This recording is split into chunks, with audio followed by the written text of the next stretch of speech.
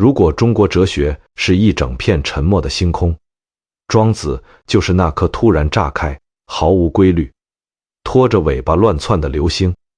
你不确定它从哪儿来，也不知道它要去哪儿，但它划过的那一下，足够照亮你全部的迷茫。2300多年了，这个穿着补丁衣服、饿着肚子、蹲在墙角的穷人，用几个看似不着调的故事，悄悄解开了无数人心里最紧的那道结。在孔孟的仁义礼智和法家的严刑峻法之外，庄子硬生生撕开了第三套活法。你可以不成功，你可以不有用，你甚至可以不被这个世界理解，但这不代表你活错了。今天，我们活在一个被数据、指标、绩效、社交点赞统治的时代，内卷、焦虑、精神内耗几乎成了流行病。人们一边拼命跑，一边困惑到底在跑向哪。庄子2000多年前就看透了这一切。他坐在一堵破败的墙角，敲着一只瓦盆，漫不经心地说出了一个足以让所有焦虑瞬间冻结的真相：你之所以痛苦，是因为你把这场游戏的规则太当真了。接下来，让我们顺着他的眼光去眺望那只大的没边没际的鲲鹏，品尝朝三暮四的荒谬，体会庖丁解牛的巧妙，感受庄周梦蝶的迷惘，最后陪他坐在妻子的葬礼上，敲响那只瓦盆，唱一首送别的歌。在这个逼着所有人生而有用、时时有用、处处有用的时代，他偏偏用一辈子告诉你，无用才是最大的福气。先说一个让你意外的判断，整个中国思想史上，活得最通透的人，很可能是一个穷得连饭都吃不上的流浪汉。他叫庄周，约公元前369年出生在宋国蒙地，和孟子同时代。把这两个人放在一起，特别有意思。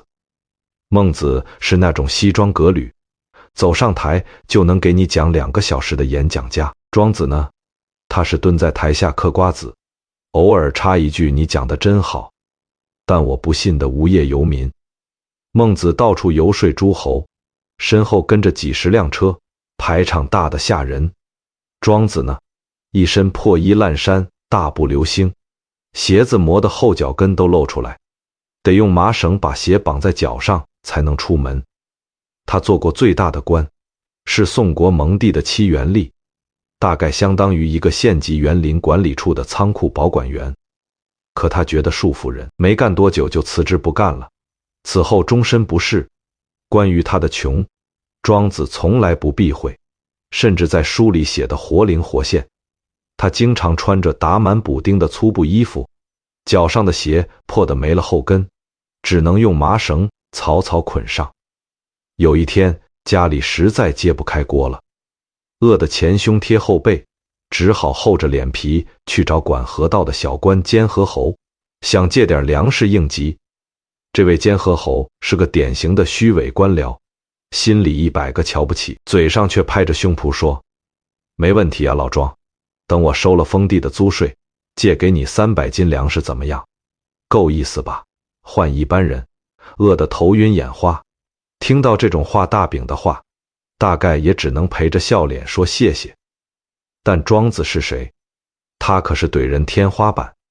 他当场给监河侯讲了一个故事。他说，我昨天来找你的路上，忽然听见路边有呼救的声音，低头找了半天才发现，车辙印碾出的泥坑里有一条快要干死的小鱼，那条鱼急得直蹦，冲我喊，我是东海的神仙，你能不能弄一小桶水来救救我？我当时就学着你的口吻，对他说，没问题啊，小鱼，等我去了南方，游说吴越的国王，引整条西江的水来迎接你回东海，怎么样？够意思吧？小鱼听完，气得翻了个白眼，说，我现在只需要1小桶水就能活命，你跟我扯这些没用的，你还不如直接去干鱼市场上找我呢。监河侯的脸当时就绿了，这就是庄子穷得叮当响，连下一顿饭在哪儿都不知道。但他绝不接受任何人的精神施舍和虚假磕头。在他眼里，哪怕是饿死，也绝不让自己的脊梁骨弯下一寸。听到这里，你可能想问，庄子这么穷，是不是因为能力不行，找不到好工作？完全不是。庄子不仅不是窝囊废，他的名气大到连楚国的国君都眼馋。这就引出了中国哲学史上最著名的一次拒绝事件。有一天，庄子正穿着那身破衣服，坐在蒲水边悠闲地钓鱼。楚威王派了2位高级特使，带着厚礼专程跑来找他。使臣恭恭敬敬地站在庄子身后说：“庄先生，我们大王久仰您的大名，想把楚国的国政托付给您，只要您点个头，楚国宰相的位置就是您的了。”朋友们，代入一下这个场景，你现在是一个失业在家，连泡面都快吃不起的无业游民，突然，某世界顶级大公司的老板和猎头总监敲开你的门，对你说：“哥，我们董事会发话了，请您去当整个集团的执行总裁，年薪1个亿外加股权。”换作绝大多数人，早就光速签字画押，连夜买站票去入职了吧。但庄子怎么做的？他拿着鱼竿，连头都没回，眼睛依然盯着水面上的浮漂。他慢悠悠地讲了另一个故事。他说：“我听说楚国有一只神龟，已经死了3000年了。楚王把它当成宝贝，用丝绸包了一层又一层，装在华丽的檀木盒子里，供奉在庙堂之上。2位大夫，你们说这只乌龟是宁愿死去留下骨头，让人们供奉享受那点尊荣呢，还是宁愿活着，在泥巴里拖着尾巴打滚呢？”2位使臣面面相觑，老老实实的回答：“那肯定是宁愿活着在泥巴里打滚啊。”庄子轻轻抖了一下鱼竿，淡淡的说了4个字：“你们走吧，我也宁愿在泥巴里拖着尾巴。”这是人类思想史上最痛快淋漓的一次拒绝。在这个故事里，楚王的庙堂代表的就是我们今天挤破头想得到的一切体制内的好位子，高薪职位、社会地位、他人的羡慕和仰望。他金碧辉煌，受人敬仰，但代价是什么？代价是那只乌龟必须死，它必须剥离掉自己所有的天性，成为一个失去生命的吉祥物。就像我们今天为了那份光鲜亮丽的薪水，必须牺牲掉自己的健康、自由、时间和对生活最本真的感受，成为一台庞大机器里随时可以被替换的零件。庄子看透了这件事的本质，他不羡慕那只死去的、被供奉的神龟，他觉得，就算穿破衣服、饿肚子，在泥巴里打滚，但只要我活着，只要我能呼吸自由的空气，只要我的精神还属于我自己，那就是最顶级的人生。我们现代人之所以痛苦，很大一部分原因就是我们既想要神龟的尊荣，又想要活龟的自由。但世界的规则往往是残酷的，你想得到世俗的最高奖赏，往往就要典当掉最真实的自我。庄子用他的一生向我们展示了另一种可能，人不是只有一种活法，你可以不参与他们制定的游戏。当所有人都指责你这棵树长得太歪，做不成栋梁之材的时候，庄子会告诉你，做不成栋梁就不做，正因为你无用，你才不会被木匠砍伐，你才能长成参天大树，让所有路过的人在你的树荫底下乘凉。这就是庄子著名的无用之用。讲过了庄子连命都快保不住的穷日子和拒绝高官厚禄的洒脱。我们现在要进入他全部思想中最壮丽的一幅画面，那条比整个中原大地还要庞大的鱼和那股足以把人送上9万里高空的龙卷风。庄子全书第1篇叫《逍遥游》，而《逍遥游》的第1句话就像一颗炸弹，瞬间炸开了中国人想象力的极限。北冥有鱼，其名为鲲。鲲之大，不知其几千里也。几千里长的鱼，你可以想象一下，放在今天的地图上，鱼头可能搭在大连，尾巴还拖在上海。这已经够离谱了。但庄子接着又说，这条鱼会变身化而为鸟，其名为鹏。鹏之背，不知其几千里也，怒而飞，其翼若垂天之云。这不是一个关于动物的描述，这是一个关于视角的暴力革命。2300年前，当所有人都还蹲在地上争几亩地，抢几间房的时候，庄子已经把观测点拉到了万米高空。站在那个高度上往回看，所有的争吵和焦虑都变得像蚂蚁搬家一样，渺小的几乎看不见。而他要做的，就是想请你站到那个高度上去。大鹏起飞的时候，动静有多大？庄子的描写极其壮阔，水击3000里，抟扶摇而上者9万里。这只巨大的鸟在海面上拍击翅膀，激起3000里浪花，然后乘着一股螺旋上升的暴风，直冲到9万里的高空。9万里有多高？地球的周长大约8万里，9万里已经足够绕地球一圈还多。在那个连马车都觉得慢的年代，庄子的心智已经冲出了大气层，直奔宇宙深处而去。但在这幅壮阔到令人窒息的画面里，庄子偏偏塞进了2个特别扫兴的小角色，与学究，也就是蝉和小斑鸠。他们蹲在灌木丛里，仰头看着大鹏从9万里高空飞过去，不仅没有惊叹，反而叽叽喳喳嘲笑起来。我崛起而飞，抢鱼夺而止，实则不至，而控于地而已矣。昔已知9万里而难为。翅膀一扑腾，从这棵灌木跳到那棵灌木，累了就落下来。这不挺好吗？是不是特别耳熟？你随便打开一个社交平台，上面到处都是这样的蝉和斑鸠。你说要考研，他们说考什么研？早点工作攒钱买房不好吗？你说想辞职创业，他们说别瞎折腾了，你这岁数还能折腾出什么花来？你说想过一种不被定义的生活，他们说看看你那同学，朝9晚5，踏踏实实都生2胎了。你说我想飞，他们问你飞那么高干嘛？这就是庄子所说的小知不及大知，小聪明的逻辑永远自洽。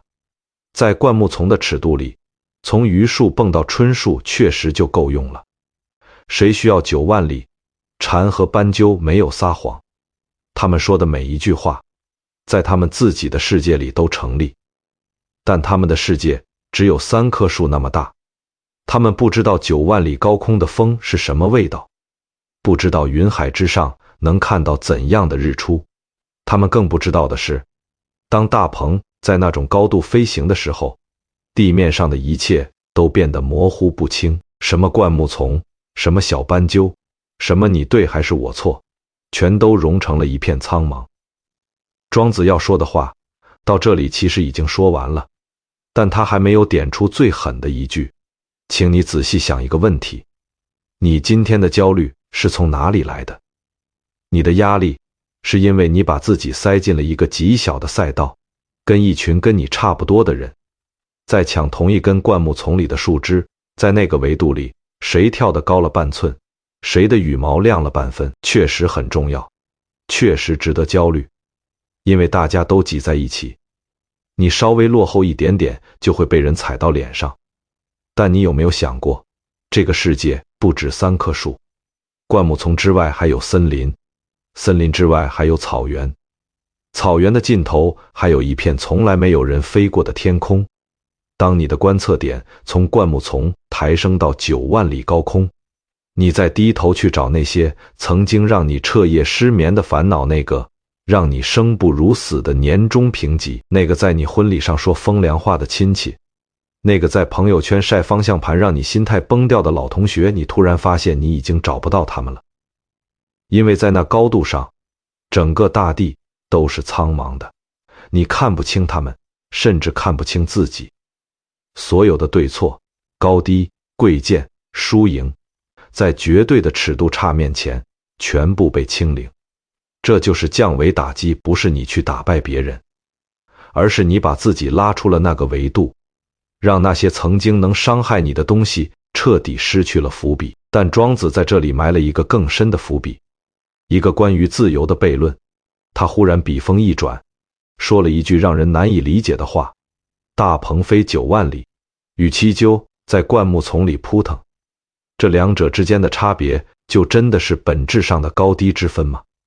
等一下你就会看到，在庄子的视野里，连大鹏都不是真正的逍遥，因为它还需要依赖风。真正的自由比9万里还要高得多。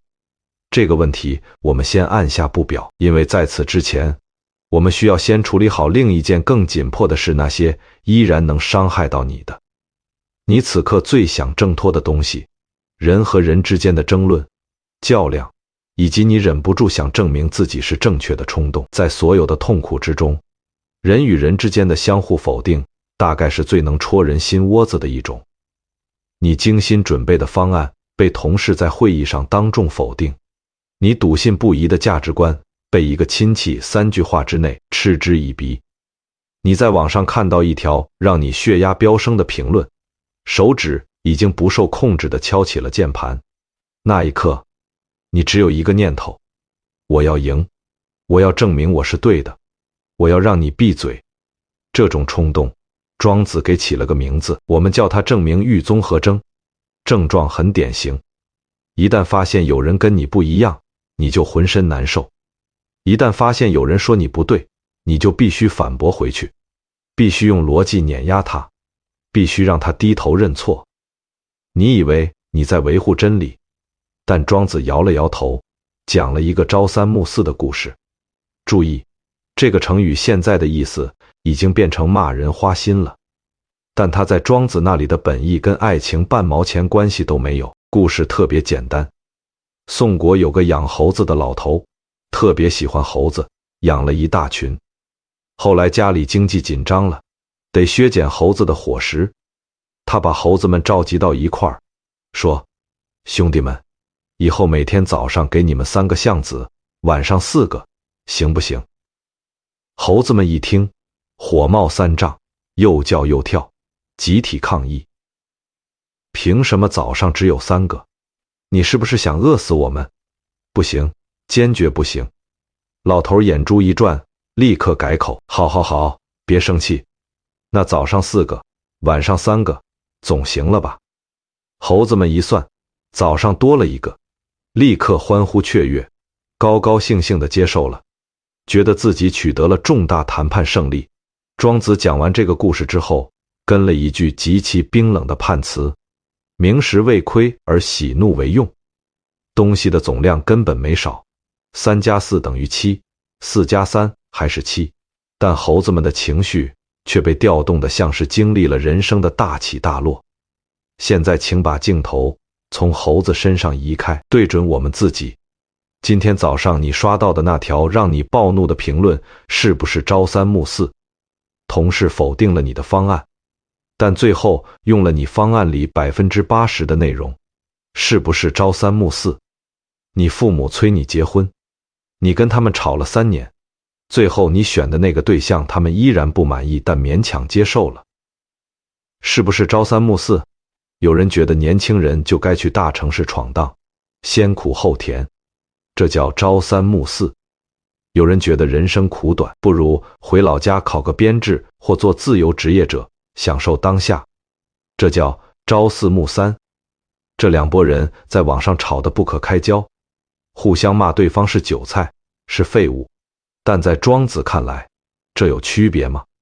不管你怎么选，你这一生能消耗的能量，能体验的喜怒哀乐总量，很可能就是那个7。我们人类绝大多数的争吵，都只是在争论那几颗橡子的发放顺序而已。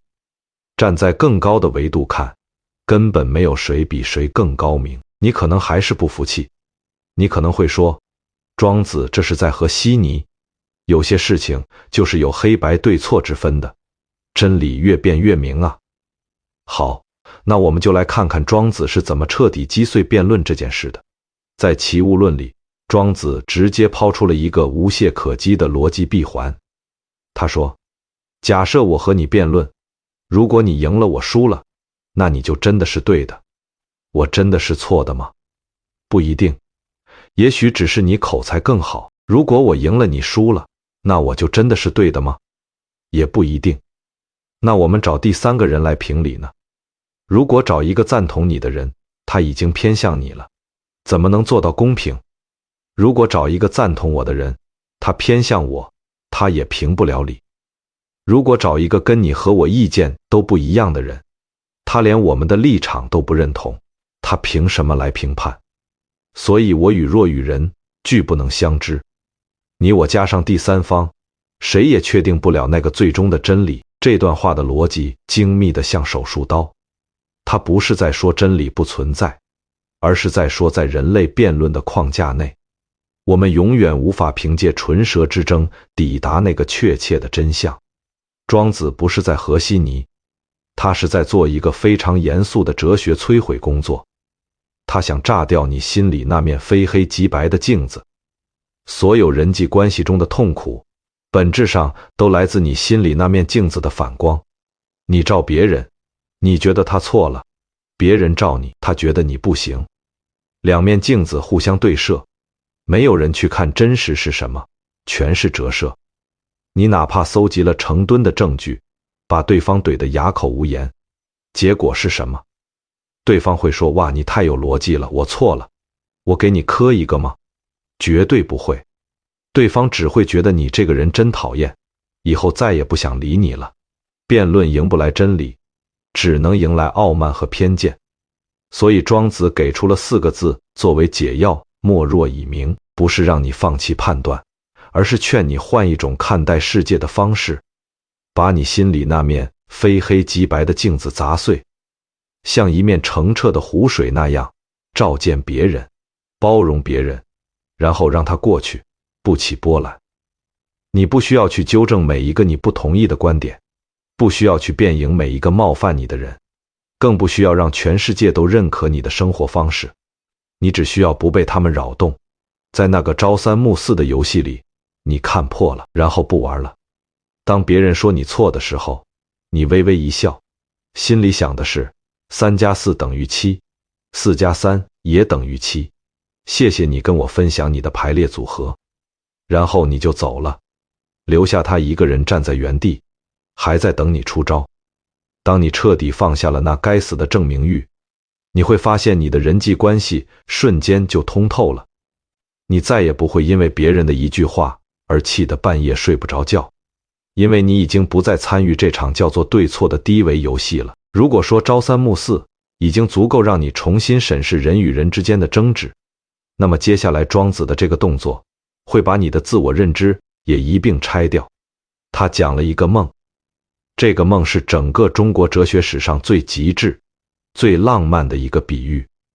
有一天，庄周梦见自己变成了一只蝴蝶，栩栩然蝴蝶也，自喻是至语。在梦里，它是一只真正的活生生的蝴蝶，在花丛中自由自在地飞舞，阳光照在翅膀上，风穿过触角，一切都无比真实。他完全忘了自己是那个穷困潦倒的庄周，忘了那间漏雨的破茅草屋，忘了咕咕叫的肚子，忘了那些冷眼和嘲笑。然后他醒过来了，醒过来，蠢然周也，发现自己还是那个僵卧在床上的庄周，浑身僵硬，空气里还残留着一点梦的余温。就在这半梦半醒之间，一个人类思想史上最惊世骇俗的疑问从他脑子里冒了出来：不知周之梦为蝴蝶语，蝴蝶之梦为周语，到底是我庄周做梦变成了蝴蝶，还是此刻有一只蝴蝶正在做梦，梦见自己变成了庄周？2300年前的黑客帝国古代版的缸中之脑，你此刻正在读这篇文章，你确定自己不是在一场梦里吗？你怎么确定庄子不是在跟你玩烧脑游戏？他要指向的是一个更根本的问题。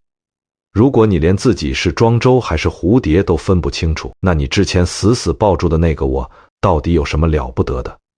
你仔细想想，你今天的痛苦从哪儿来？我失恋了，我被抛弃了，我失业了，我的人生完蛋了，我被人看不起了，我的尊严碎了一地，每一个让你痛到不能呼吸的理由里，都套着一个膨胀到快要爆炸的我字。你把这个我当成宇宙的中心，当成衡量一切有无价值的标准，当成你之所以为你的全部证明。但蝴蝶梦告诉你，这个我可能只是一场梦中的一个身份而已。梦醒了，那个身份就散了，而真正的你也许还在另一场更深的梦里。庄子用4个字做了手术，此之谓物化。什么是物化？在庄子的气化宇宙观里，整个宇宙的所有东西归根结底都是气的聚散，气聚在一起，今天变成了庄周，驱散开重组，明天变成蝴蝶，后天变成泥土，大后天变成山川。既然万物都在不断的互相转化，既然你连自己是庄周还是蝴蝶都说不清楚，那么你之前用尽全力去保护的那个我，到底是真的，还是你给自己编的一个故事？既然万物都在流转变化，那么那个让你半夜哭湿枕头的失败，那个让你觉得天塌了的失去，那个让你想起来就浑身发冷的羞辱，他们也不过是物化过程中的一个瞬间，就像一片云飘过来了，投下了巨大的阴影。你觉得整个世界都暗了，然后风来了，云散了，太阳还是在它原来的位置上，没受任何损伤。有人可能会觉得这种想法太虚无了，但也许彻底的虚无反而是最彻底的安慰。因为当你把那个不可一世的我缩小到蝴蝶翅膀上一粒肉眼看不见的尘的时候，你所有的痛苦就失去了最强的那根支柱。你不是被世界抛弃了，你只是回到了更大的循环里去，你是安全的，你只是忘了自己本来就属于那里。当你在深夜里感到焦虑、委屈、意难平的时候，不妨想象一下自己就是那只蝴蝶，去感受天地与我并生，而万物与我唯一的境界。不要再去向任何人证明什么了，证明你有钱，证明你聪明，证明你是对的，都不需要了。你只需要成为你自己，去感受风吹过脸颊，去品尝一颗好吃的橘子，去睡一个没有闹钟的懒觉。在这浩瀚的宇宙流转中，存在本身就是最大的意义。前面几部分我们一直在谈精神世界的是格局、证明欲、自我执念，但我知道此刻你可能有一个声音在脑子里盘旋，庄子说的都对，但我明天早上9点不还是得去上班，不还是得看老板脸色，不还是得被绩效和项目压得喘不过气。你放心，庄子并不是一个活在云端的做梦选手，他生活的战国时代比我们今天残酷得多，人命薄得像一张草纸，赋税、起义、战乱轮番碾压底层的生存空间，所以他特意在养生主里请出了一位2300年来最顶级的职场导师庖丁。这位庖丁可不是一般人，他在替梁惠王解剖一头牛的时候，那画面根本不像在干活。庄子的原文写得像一首诗，手之所处，肩之所以，足之所履，膝之所以，惕然象然，奏刀非然，莫不中音。合于桑林之舞，乃中经手之会。他身体每一个关节的动作，划过皮肉发出的每一声响，都像是在跳一支编排好的舞蹈，在演奏一场庄严的交响乐，节奏完美，韵律精准，连站在旁边看的梁惠王都被震撼得说不出话，惊叹地说：太厉害了，你的技术怎么能达到这种地步？丁厨子放下刀，擦了擦汗，说了一句足以改变你整个人职场观的话：臣之所好者道也，近乎技矣。我追求的是道，早就已经超越了单纯的技术层面。然后他讲了一个3段论的进阶过程。第一阶段，刚入行的时候所见无非全牛者，你眼里只有一整头牛，庞大、笨重、复杂，让人无从下手。对应到职场里，就是新人阶段，看什么都觉得是座大山，每天被各种任务撞得鼻青脸肿，觉得这工作简直不是人干的。干了3年之后，未尝见全牛也。你已经不再看整头牛了，你能透视它的骨架结构和肌肉纹理，你知道哪里该用力，哪里该避让。对应到职场，你开始理解公司的运转逻辑、潜规则和暗礁，你都摸得8、9不离10了。这已经很厉害了，但还不够，因为你还是在用力。到了第3阶段，以神谕而不以目视，观之止而神谕行。什么意思？他已经完全不需要用眼睛去看了，他闭着眼睛，凭着心神去感知牛的天然结构，刀顺着骨骼的天然缝隙游走，连经络和筋膜都不碰到，更别说大骨头了。这就是现代心理学上所说的心流状态，一种完全沉浸、物我两忘、效率最高且丝毫不累的精神巅峰体验。然后庖丁说了整段话里最关键的一句比喻，他说，普通的厨子1个月就要换一把刀，因为他们是拿刀去硬砍骨头；好一点的厨子1年换一把刀，因为他们是在割肉。而庖丁这把刀已经用了整整19年，解过几千头牛。而刀刃若新发于弓，刀刃简直像刚刚从磨刀石上磨出来一样，锃光瓦亮，没有丝毫损伤。为什么？庄子借庖丁之口给出了终极答案：比劫者有间，而刀刃者无后。以无后入有间，恢乎其余游刃必有余地矣。牛的关节和关节之间其实是有缝隙的，而我的刀刃薄到几乎没有厚度，用没有厚度的刀去进入有缝隙的空隙，那里宽敞的像个大操场，想怎么游走就怎么游走，刀口根本碰不到任何硬东西。请把这句话在心里默念3遍，这把刀就是你的心，你的神，你的生命能量。这头牛就是这个让你感到内卷和窒息的社会大机器。那些搞不懂的绩效考核，那些扯不清的人际关系，那些不合理到了极点的流程制度，你为什么会那么累？为什么会失眠、脱发、焦虑、抑郁？因为你天天拿你心口那把最薄的刀去跟社会的硬骨头硬碰硬，你跟老板的逻辑死磕，你跟不可理喻的甲方据理力争，你试图用一己之力去改变一个已经僵化了几10年的系统，结果呢？你的刀崩口了。你失眠、脱发、焦虑、抑郁的每一个症状，全是刀刃的碎屑。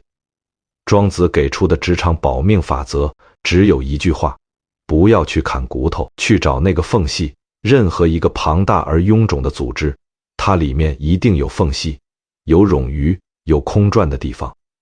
你不必全心全意爱上你的工作，也不必揭竿而起推翻你的公司，你只需要像庖丁一样，先花时间看清整头牛的骨架结构，认清楚哪里是骨头，哪里是缝。老板要结果，你就顺着结果走，但别搭上你自己的尊严。同事要面子，你就给他面子，但别搭上你自己的情绪，把你的神留出一点点无后的空间，让他在那道缝里自由地穿过去。但庄子到这里还加了一个堪称神来之笔的细节收刀。庖丁说，即便他已经达到这种境界，每当他碰到筋骨盘结、特别难切的地方，他仍然会触然为戒，视为止，行为迟，动刀甚微。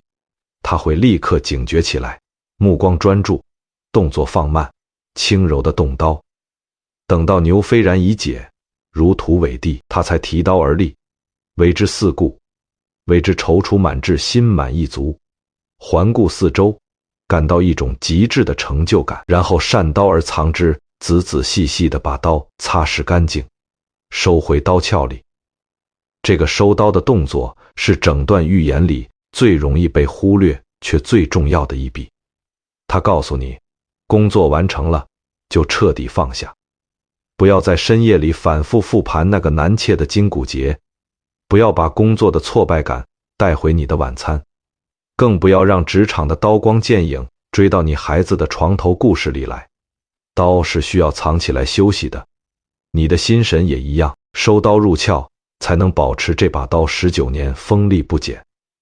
庖丁提刀四顾的那一刻，他不是在炫耀，他是在享受一种极其纯粹的成就感。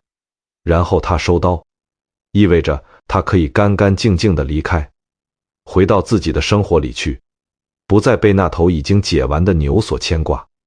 所以下一次你觉得工作要把你压碎的时候，请停下来，想一下这头牛和这把刀，你是在砍还是在游？前面我们已经聊了很多关于内在修行的法门，打开格局，戒掉争论，养护心神。但这一切都还悬着一个终极追问：如果连命都要没了，这些功夫还管用吗？死亡是所有哲学绕不开的终极命题。如果你能在庄子这里找到面对死亡的药方，那此生就没有任何东西能真正伤害你了。而庄子给出的这份药方，藏在他生命中最匪夷所思的一幕里。庄子的妻子去世了，他的好朋友惠子前去吊唁。惠子是名家的代表人物，魏国的宰相，逻辑高手，也是庄子一生的辩友和知己。此时的惠子怀着沉痛的心情走进庄子的院子，他预期看到老朋友正跪在灵前痛哭流涕，肝肠寸断。然而他看到的画面让他当场暴怒。庄子没有哭，他叉着2条腿，毫无形象地坐在地上，手里拿着一根小木棍，正敲着一只瓦盆骨盆而歌，一边敲还一边大声唱歌。惠子气得脸都白了，浑身发抖，指着庄子的鼻子就骂：你太过分了，人家跟你生活了一辈子，为你生儿育女，辛辛苦苦操持这个家，现在年纪大了走了，你不哭也就罢了，还敲着盆子唱歌，你还是人吗？这就是中国哲学史上最惊世骇俗的一次葬礼。面对惠子的雷霆之怒，庄子停下了手中的木棍，抬起头，眼神非常平静。他说：不然，不是你想的那样，他刚走的时候，我怎么可能不难过？我也是人，我也有血肉情感，我怎么可能独对他没有眷恋呢？但接下来庄子说了一段让后世2000多年的中国人反复咀嚼、反复震撼的话。这段话每个中国人都应该读一遍。他说道：察其始而本无生，非徒无生也；而本无形，非徒无形也；而本无气。我仔细回想他生命的源头，在他还没有出生之前，他本来是不存在的。不仅是没有生命，连形体都没有；不仅是没有形体，连构成他的那团气都还没有。他是哪里来的呢？杂乎忙散之间，变而有气，气变而有形，形变而有生，今又变而知死，是相与为春秋冬夏40行也。在恍恍惚惚之中，天地之间的一股气发生了凝聚，气聚成了形体，形体变化而有了生命。他来到了这个世界，成了我的妻子。现在他又经历了一次变化，从生命回到了死亡。这整个过程和春夏秋冬4季的运行，日夜的更替，草木的荣枯有什么两样吗？人且俨然寝于巨室，而我非然随而枯之，自以为不通乎命，故止也。现在他正安安稳稳地睡在天地这个大房间里，天地就是他最宽敞的卧房。而我如果还在旁边嗷嗷地嚎哭，那我就太不通晓生命的规律了。所以我停止了哭泣。这段话里藏着一套极其宏大的生死观，也就是前面提到过的气化宇宙论。宇宙间的一切，归根到底都是气的聚散。你爱的人不是消失了，他只是解除了这一世的肉身租约，把构成他身体的那些原子和能量全部还给了这个浩瀚的宇宙。他曾是你的妻子，你的父亲，你的朋友。未来他可能会变成春天第一缕吹过你脸颊的微风，变成落在你肩头的一片雪花，或者只是夜晚抬头时那颗沉默不语的星星。我们今天生活在一个极度回避谈论死亡的文化里，死亡变成了一件必须被藏起来的事情，不吉利，不能说，不能提。当亲人离去的时候，我们被包围在一种集体性的沉默和压抑里，连痛痛快快的悲伤都显得不知所措。但庄子告诉我们，死亡不是生命的对立面，死亡是生命的另一种物理状态，就像一块冰化成了一滩水。你之所以对着那滩水哭泣，是因为你太执着于它作为冰的样子，但它的本质从头到尾都是水，从来变过。没有任何东西是可以真正离开的，最多只是换了一个你认不出来的存在形式。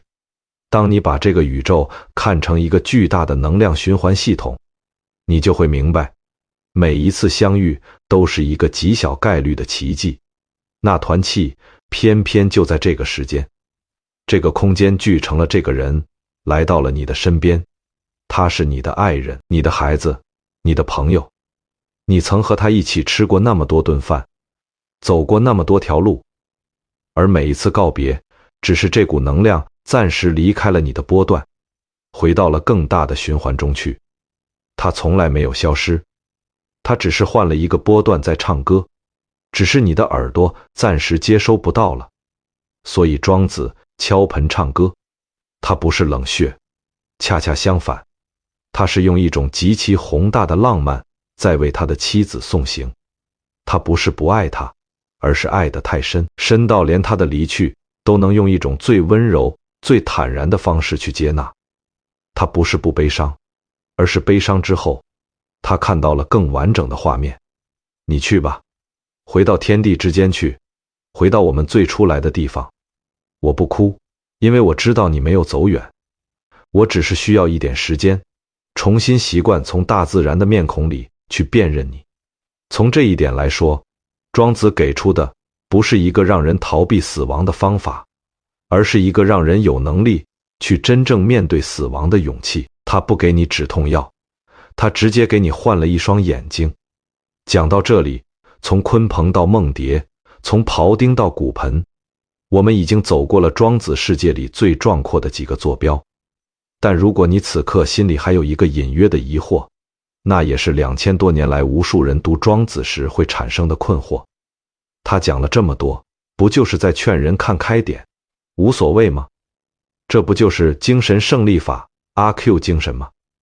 我们得先把这层误会解开，将庄子等同于混世主义或阿 Q 精神，是对他最大的误读。阿 Q 被赵太爷打了，他心里想儿子打老子，过一会儿就忘了，转身继续当他的赖头。阿 Q 是用自欺来取消痛苦，是用精神麻醉来逃避现实。但庄子不是这样，庄子从来没有让你假装痛苦不存在，他是在邀请你看清楚痛苦发生的机制。你是怎么被游戏规则绑住的？你是怎么被评价体系绑架的？你是怎么把那个脆弱的我误当成宇宙中心的？他不是给你一片止痛药，他是直接递给你一把解剖刀，让你自己去切开那个病灶，看清楚里面到底是什么。为了彻底把这层意思讲明白，我们得请出庄子的好朋友惠子，再来当一回反面教材。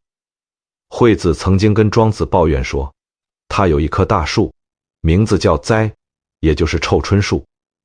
这棵树的树干长得疙疙瘩瘩，木匠的磨绳根本没办法在上面取直，树枝弯弯扭扭，圆规和角尺也派不上用场。它长在路边，木匠连看都不看一眼。惠子说，这就跟你庄子的学说一样大而无用，众所同去也，说得天花乱坠，但跟这棵臭椿树一样毫无用处，所有人都绕着走。庄子笑了笑，回敬了他一大段极其精彩的话。他说，你见过野猫和黄鼠狼吗？它们整天扶着身子，耐心地等着抓路过的老鼠，东跳西跳，上蹿下跃。结果呢，一不小心踩中了猎人的机关，死在了网里。你再看看那飞牛，身体大得像天边的一块云，奔跑起来排山倒海，但你要是让它去抓一只老鼠，他连爪子都伸不进去。小有小的技巧，但恰恰是那个技巧让他丢了命。大有大的笨拙，但这个笨拙反而保护了他。庄子话头一转，直指那棵臭椿树。现在你有一棵大树，你发愁它没用，那你为什么不把它种在无何有之乡、广漠之野呢？一个什么都没有、空旷无人的旷野里，你想干什么就干什么，彷徨乎无为其侧，逍遥乎寝卧其下，在树旁随意漫步，累了就躺在树荫底下睡个午觉。正因为它没用，木匠不砍它，斧头不碰它，物无害者，没有人会伤害它。既然无所可用，它又哪来的困苦呢？这段话是整部庄子里最精妙的辩证法。一棵没有用处的树，恰恰因为它的无用，才得以不被斧头砍伐，才能安然活到参天古木的岁数，让过路的人都能在它阴凉底下歇脚休息。人只看到了它作为木材的无用，却没有看到它作为生命的大用。木材的无用恰恰是生命的大用。从这个角度去看，庄子用这棵大树串起了他一整套人生哲学。判断的标准是可以翻转的。树不是必须成材才有价值，人也不是必须有用才配活着。你不是一颗螺丝钉，不必严丝合缝地嵌进别人给你准备好的孔洞里。你是一棵树，你有你自己的生长方向和季节，能不能成材，那是木匠的烦恼，不是你的。回过头去看开篇那个在蒲水边钓鱼的庄子，他拒绝楚王聘他为相的那个场景，和这棵大树其实是一回事。在世俗眼里，一个人不当官、不赚钱、不往上爬就是无用，但在庄子眼里，那种看似无用的漫游逍遥，恰恰保全了他的生命和灵魂，没有被权力这柄斧头砍掉。庄子反复说的无用之用，正是这个意思。当然，庄子并不是在教人滑头避世，他还有一个更深邃的表达，叫袁都以为经顺着中道走，该用力时用力，但绝不硬碰硬。庖丁的刀法就是袁都的完美示范。刀顺着缝隙走，不看骨头，看似消极，实则极其精准，是一种对事物内在规律的深度尊重和顺应。所以如果你今天听完这些，对自己说好，我明天就去辞职，什么都不干了，躺平，那你可能刚好走反了方向。庄子从来没有劝你放弃生活，他只是在劝你换一种参与生活的方法。你可以继续留在那家公司，但你可以选择不去当那把不停砍骨头的刀。你可以继续活在那个评价体系里，但你可以选择不听那两只小斑鸠叽叽喳喳的嘲笑。你可以继续在这个社会上扮演自己的角色，但你可以选择不交出你灵魂的权限。你的身体可以在体制内，你的精神可以是鲲鹏。回来看看我们今天的困境。我们从小被教育要努力，要上岸，要出人头地，于是我们一路狂飙，考好学校，进好公司，拼业绩，升职加薪，买房买车，结婚生子。我们被塞进一个叫做社会时钟的巨大齿轮里，在里面不停地转动，直到精疲力竭。这个游戏里有一个永远不会撤下的广告牌，上面闪烁着一行大字：你还不够好，你永远不够好。你的同龄人永远跑得比你快，你的同班同学已经当上了总监，你亲戚家的孩子已经年薪100万。你明明没有做错任何事，却每天都在自我怀疑中醒来，在自我否定中睡去。你甚至有时候会在深夜盯着天花板，问自己一句话：我到底在跑什么？我跑赢了谁？跑到终点又能怎样？所以我说，我们这一代人集体生病了，病的名字叫精神内耗。而庄子的哲学是中国文化基因里最古老的一份解药。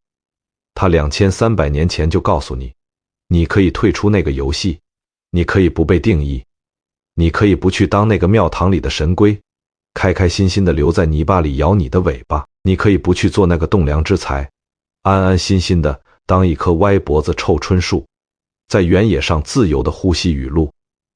你可以不被任何人的评价体系所困，可以在所有的纠缠和争吵中微微一笑，因为你已经看穿了朝三暮四的戏码。你的价值不需要任何人的批准，你的存在就是你存在的最大意义。当然，在现实生活中，我们大多数人都不能也不应该像庄子那样彻底退隐山林，但这并不妨碍我们在这个喧嚣的世界里，在心里留出一片广漠之野，在那片旷野上种下一棵谁也不看好的罂粟。假期的时候，放松的时候，被压得喘不过气的时候，跑到那棵树的底下去，忘掉你的职称，忘掉你的税后工资，忘掉你按揭的房子和你还不完的贷款，就坐一会儿，想着那只在风里飞舞的蝴蝶，那条在泥巴里摇尾巴的乌龟，那个敲着瓦盆大声唱歌的狂人，告诉自己，在这个时刻，在这片田野里，我允许自己无用。闻一多先生说过一句非常有分量的话，中国人的文化上永远留着庄子的烙印，这道烙印是一道自由的暗号，横跨了2300年，至今依然在每一个深夜里，对每一个感到窒息的人发出邀请。来吧，起飞吧，去找到你自己的那片广漠之野。在那里，没有考核，没有排名，没有人拿你和隔壁谁比较。那里只有无边无际的风和一个终于自由了的你。所以，今天读到这里的你，不管此刻正处在什么样的困境，我希望你能在心里点燃一支小小的火炬，那是庄子留给你的，带着一点顽皮和得意的火光。它不大，但足以照见你脚下这一小片路。在这片火光里，你既是庄周，也是蝴蝶，你既是那个旅人，也是那条路。往前走，往旷野里走，在那里，你已经赢了。